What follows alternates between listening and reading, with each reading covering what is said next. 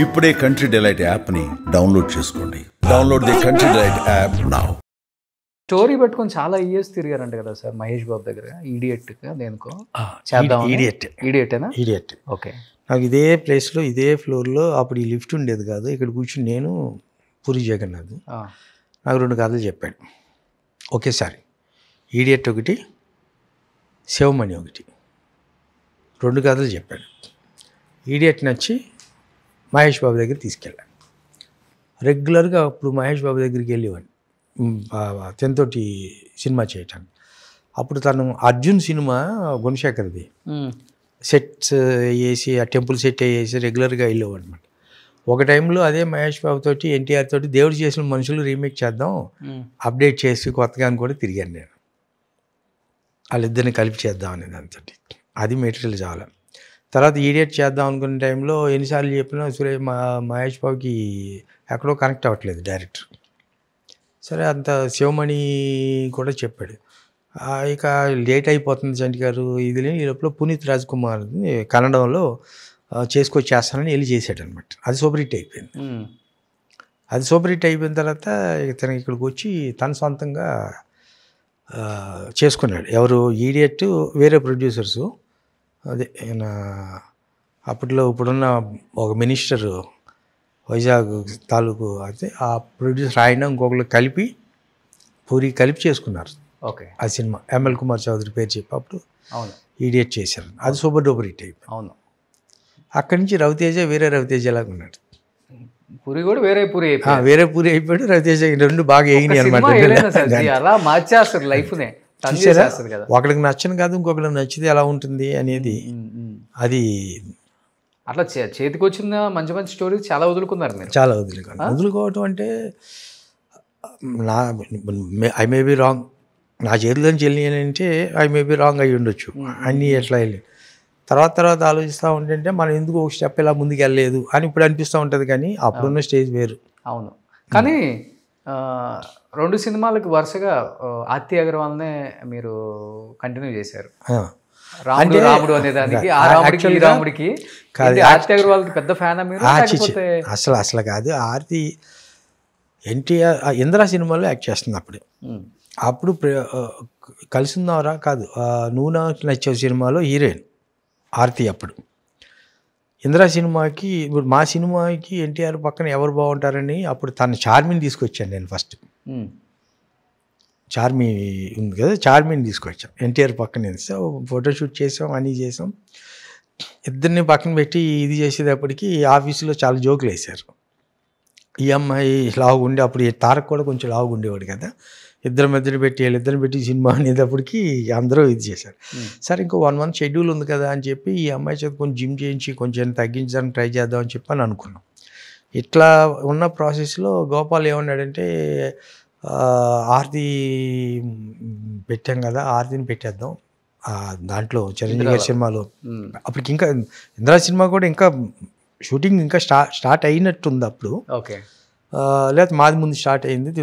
తనే పెట్టేద్దాం బాగుంది కదా అమ్మాయి అని అంటే సరే అని చెప్పి అప్పుడు ఆ అమ్మాయిని పెట్టాం. ఆ అమ్మాయిని పెట్టి ఆ సినిమా చేశాక గోపాల్కి జనరల్గా సక్సెస్ అయిన కాంబినేషన్ కదా, ప్రభాస్కి ఆ అమ్మాయినే పెడదామని అప్పుడు ఆ అమ్మాయి సక్సెస్లో ఉందని పెట్టాం. కానీ ఎలా ఉంటుంది సార్? ఎందుకంటే మీరు అన్నట్లుగానే ఇప్పుడు ఫామ్లో ఉంది కదా అని పెట్టుకోవటమే అప్పుడు నడిచేది. అవును. హీరోయిన్స్. అవును. ఐరన్ లెగ్ అని పడితే పక్కన పెట్టేవాళ్ళు అప్పుడు. అది బాగుండేది. ఆ సెంటిమెంట్ ఎందుకో నాకు తెలియదు కానీ రమ్యకృష్ణ గారిని కూడా ఐరన్ లెగ్ అనేవాళ్ళు అప్పుడులో. కానీ చూస్తే స్టార్ హీరోయిన్ అయిపోయింది. ఫస్ట్లో రమ్యకృష్ణకి ఐరన్ లెగ్ అనేది అగ్నిపూల ఏదో సినిమా ఫస్ట్ సినిమా నుంచి ఆ అమ్మాయికి ఆ పేరు ఉండేది ఫస్ట్ నుంచి కూడా.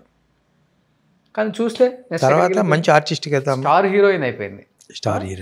కానీ నేను అప్పుడు అడవిరాముల్లో ఒక సాంగ్ అమ్మాయి చేత ఐటమ్ సాంగ్ డ్యాన్స్ చేయించాను. అవును. తర్వాత అలా నరేష్ ఎముడికి మొగుళ్ళు అత్త క్యారెక్టర్. కానీ ఆర్తి అగర్వాల్ గారు స్టార్ హీరోయిన్గా ఎదిగారు. నిజంగా చెప్పాలంటే ఆర్తి అగర్వాల్ డేట్స్ ఇస్తే చాలు మన సినిమాకి అనుకునే రేంజ్కి వచ్చేసారు. ఎందుకంటే తను ఉండే బబ్లీనెస్ కావచ్చు, లేకపోతే బాగా నచ్చింది అందరికీ. ఇంద్రాలో తను ఆ శారీ వేసుకొని దిగే గెటప్లు కూడా ఎక్స్ట్రాడినరీ. థియేటర్లో పేలిపోయింది.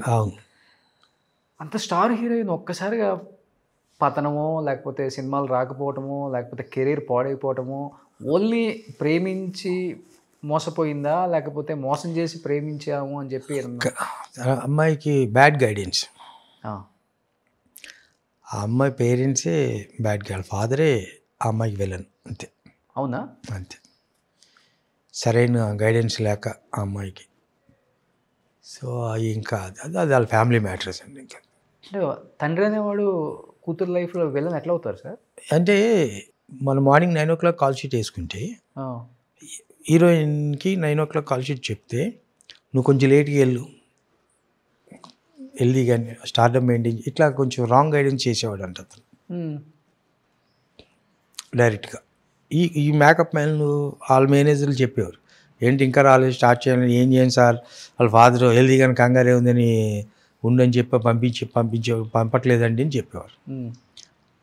తర్వాత బిహేవియర్ కూడా వాళ్ళ ఫాదర్ బిహేవియర్ కూడా అలాగే ఉండేది. ఇంకా దానివల్ల కూడా అమ్మాయి కొంచెం ఆ రాంగ్ ట్రాక్లోకి. తను ఎలా ఉండేది? అమ్మాయి పాపం బంగారు తల్లి. ఎప్పుడు షూటింగ్కి వచ్చినా కొంచెం, ఎందుకంటే ఎందుకు చెప్తున్నాను అమ్మాయి బంగారు తల్లి అని, ఎక్కడో షూటింగ్ చేస్తున్నాం అవుట్డోర్లో, ఫుల్ ఫేవర్ నాకు ఆ రోజు. Full combination fight scenes, Peter Hein గడ్ ఫైట్ మాస్టర్, హెలికాప్టర్లు ఇవన్నీ ఉన్నాయి. ఆ టైంలో కూడా తనకు రెస్ట్ ఇచ్చి అవాయిడ్ చేసి డూపుని పెట్టి చేద్దామంటే, వద్దు చాంటి గారు, I'll do it, no don't worry, you're such a great man, my person. పాపం అంత హంబుల్గా ఉండేది ఆ అమ్మాయి. అలాంటిది ఆ అమ్మాయిని తప్పట్టడానికి లేదండి. సో వెనకాల ఉన్నవాళ్ళు ఆ అమ్మాయికి ప్రాపర్ గైడెన్స్ లేక, నువ్వు హీరోయిన్ స్టార్ అయ్యావు కాబట్టి నువ్వు ఇలా బిహేవ్ చేయాలి, నువ్వు ఇలా ఉండాలి, అది అక్కడ ఆ అమ్మాయి రాంగ్ ట్రాక్కి వెళ్ళటం. తర్వాత ఇంకా అమ్మాయి తనకు తానుగా పాపం బాగా సింక్ అయిపోవటం. తర్వాత యూఎస్ వెళ్ళిన తర్వాత అన్నీ ఇక ఇంతలేని టైం బ్యాడ్ అవుతుంది, ఇంకెవడేం చేయలేరు కదా, అట్లా అయిపోయింది. అట్లా కనుమరుగు అయిపోయింది. సూసైడ్ చేసుకుంది. సూసైడ్ కాదు, అమ్మాయికి ఇది అన్నారు అయిపో చేశారు. తర్వాత ఏం జరిగిందో ఏంటో టోటల్గా మనిషి అయితే లేదు కదా. కానీ బిఫోర్ 2-3 సార్లు సూసైడ్ అటెంప్ట్ చేసింది ఇక్కడ హైదరాబాద్లో కూడా. ఇంకా ఇవన్నీ 10 మంది 10 రకాలుగా చెప్పుకుంటారని, బట్ నిజమెంత అనేది కరెక్ట్గా చూసినోడికే తెలుస్తుంది కదా. కానీ ఎలా ఉండేది అప్పుడు ఫాలోయింగ్, హీరోస్ ఫాలోయింగ్ అని లేకపోతే ఆర్టిస్టుల ఫాలోయింగ్, ఫ్యాన్స్ ఫాలోయింగ్? అమ్మాయి బాగానే ఉంది, ఫాలోయింగ్ గట్టిగా ఉండేది సార్. బాగానే ఉంది. ఆ టైంలో సక్సెస్ఫుల్ రేట్ ఎక్కువ కదా, ఆ అమ్మాయికి సక్సెస్ రేట్ ఎక్కువ కదండి. చేసిన ప్రతి సినిమా సూపర్ హిట్ లేక అమ్మాయికి. ఆబ్వియస్లీ ఏమవుతుంది, అంత పెద్ద హిట్ ఇచ్చినప్పుడు ఎవరికైనా సక్సెస్ స్టార్డమ్. ఇప్పుడు వరుసగా 4 హీరోలు హిట్లు ఇస్తేనే అక్కడ ఉంటున్నారు. అవును, ఇవాళ అమ్మాయి ఉందిగా రష్మిక, అటు నార్త్లో కూడా మంచి సినిమాలు చేస్తుంది.